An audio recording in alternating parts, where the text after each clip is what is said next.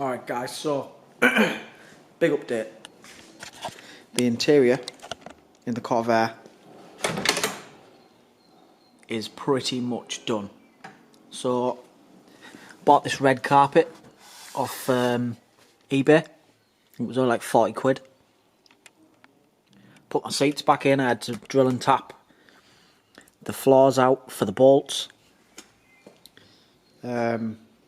Yeah, all that's left really is to stitch that seat and possibly find a door card. If any American Corvair owners are watching this and have a red sedan door card, let me know, because I will buy one and pay for the shipping. So I've got the back seats all looking very, we've still got a few little bits to neaten up, like we need to put a patch in here, but we've got the parcel shelf there. Seat comes down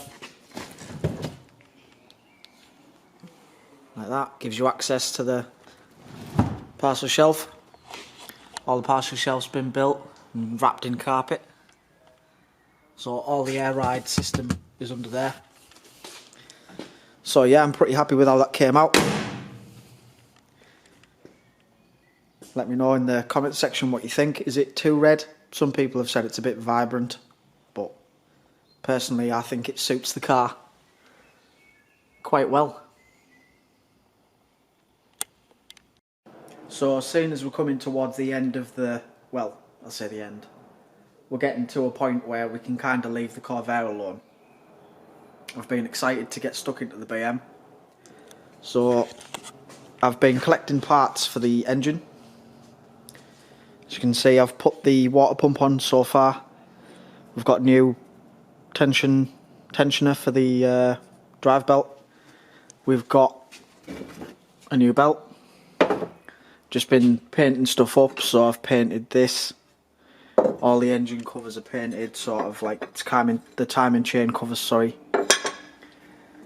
Stuff like the alternator, power steering pump, stuff like that, that's all been cleaned up.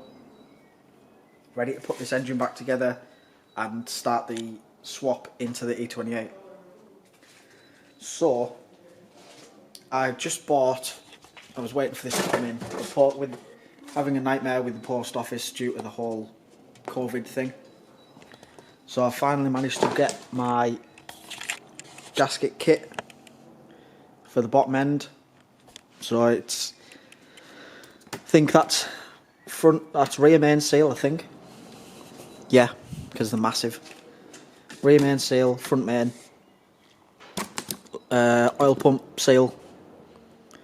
We've got an assortment of seals in there, and we've got the lower timing cover seal, as well as underneath, if you can see that cork in there, that's the sump seal. So now that they're in, we can start putting those on the engine, put it back upside down, put the sump gasket on, put the front timing cover on with the new gasket that goes in here, and yeah, just start I can start putting the timing belt back on. So let's cut to throwing this back together.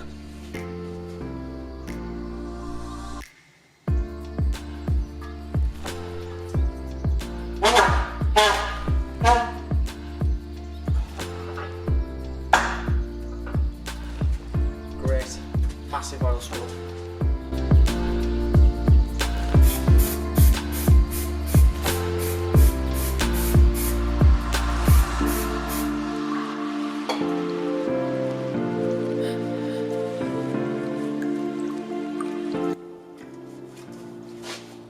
Make sure all the maintenance surfaces are really clean. So first things first, lower timing chain cover's got to go on, or timing belt. So this goes on here. Got two new fresh oil seals to go in, and we've got the gasket that goes on. I'm just going to put a light coat of RTV on the face before I put the gasket on, just so it's got no chance of leaking basically.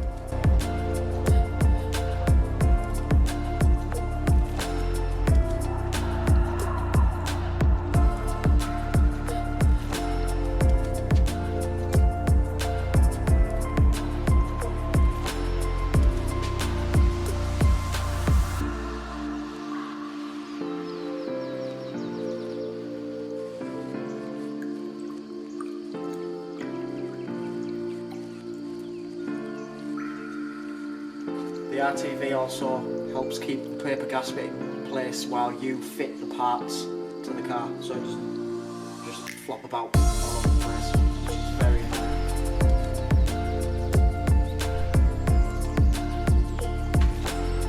Just visually inspect that all of the holes aren't covered by the gasket. You don't want to go through the gasket into one of your bolt holes.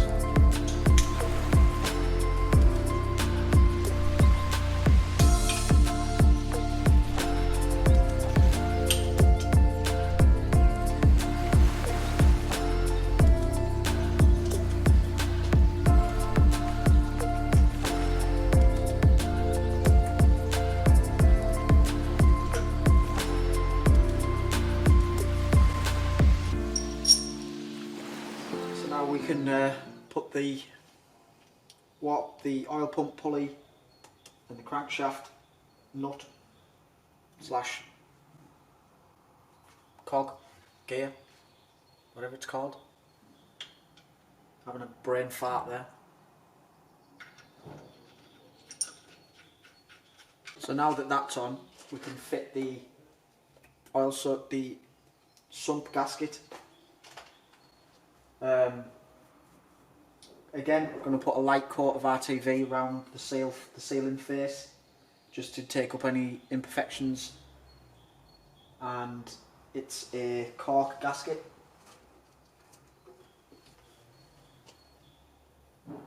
So I'll put a light layer of RTV all around the face. Now I'm going to sit the gasket on, then sit the sump on.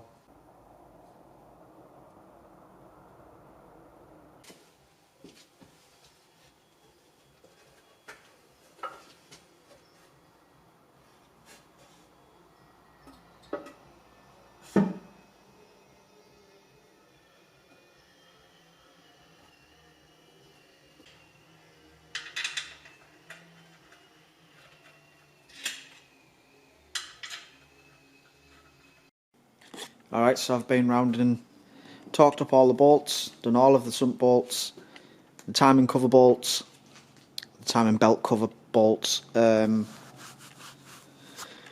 pump bolts, and everything's got its sealed in, gaskets on. So next stage is to flip the engine back over and put the timing belt on. There we go, belt's on.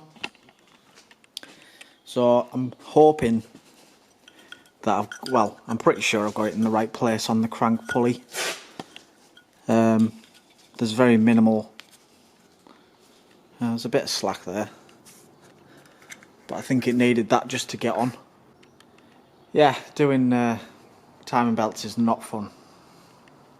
Very nerve-wracking, because if you get this wrong, RIP.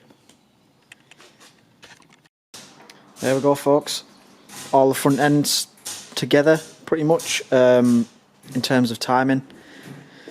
Put the covers back on, they're all painted up. So yeah, it looks pretty smart actually. I'm happy with it. So now that that's done, we can pull the Corvair out, get the E28 on the ramp, and then we will start taking the engine out of the E28. So, kind of sad because this is the engine that's been in the car since day one. I love how it sounds, but it's too slow, so it's going. So yeah, let's get the Corvair outside and put the E28 on the ramp, which in itself is a massive task.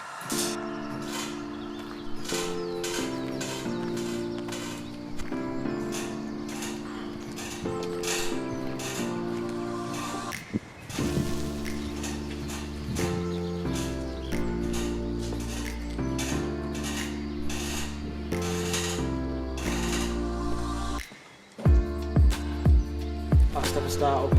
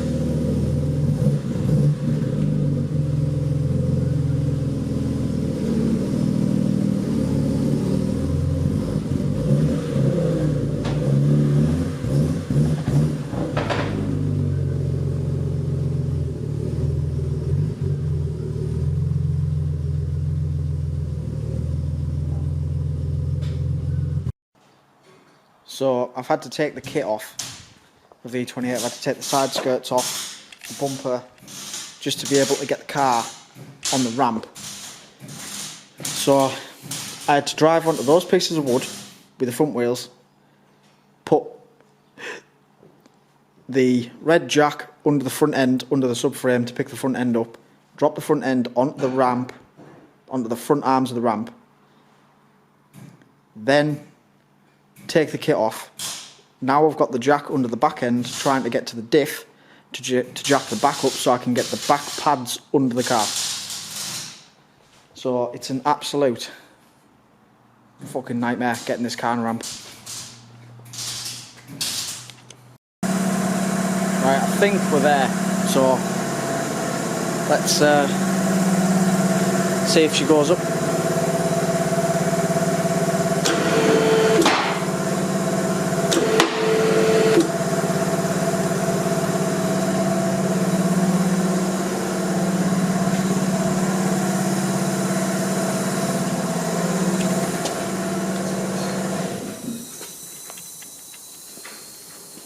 Yep, that's it, I think.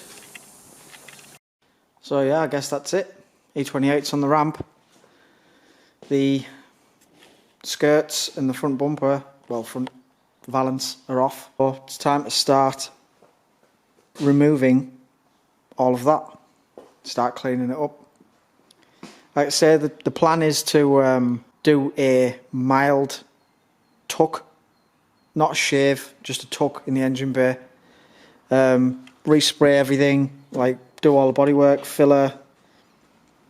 If any welding needs doing, I'm going to do that. Also, probably going to get carried away and end up taking the front and the rear subframes off. Just because when I've had it on the ramp and I've looked underneath it, I'm like not happy with the finish of the undercarriage. So I'm probably going to end up just stripping the full thing and it being a kind of nearly a bare shell. So yeah, I think that's going to do it for today's video. Well, this week's video. Hope you're all staying safe.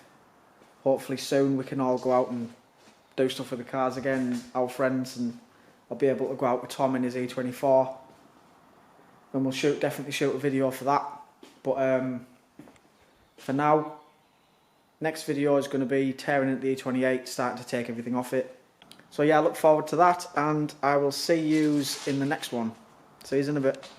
Take you outside and take me